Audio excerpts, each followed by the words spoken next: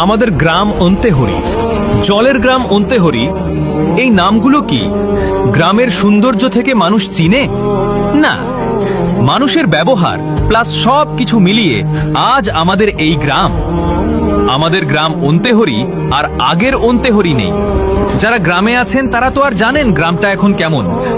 যারা গ্রামের বাহিরে আছেন তাদের বলছি, আপনারা গ্রামের বাহিরে থাকলেও আপনাদের মনে সব সময় এই গ্রাম নিয়ে ভালো কিছু করার পরিকল্পনা থাকে।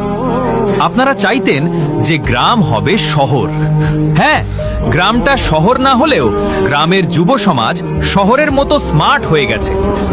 যদি সে নিজের নাম লিখতে না জানলেও মোবাইল জুয়ায় তারা খুব স্মার্ট হয়ে গেছে।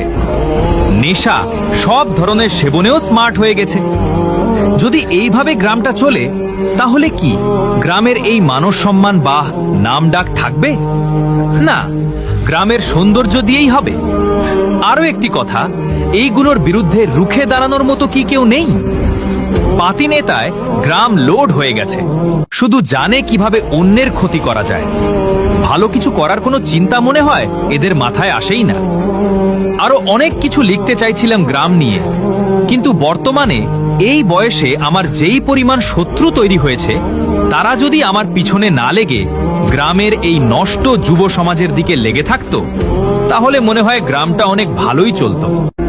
কিন্তু এই পোস্টের পর যদি নতুন করে শত্রুতামি শুরু করে, তাহলে সব ভালো মানুষের মুখোশ খুলে দিব। এখানে আমার কোনো ভুল থাকলে ক্ষমার দৃষ্টিতে দেখবেন। নিজের মতো করে লিখেছি, কাউকে কপি করে নয়।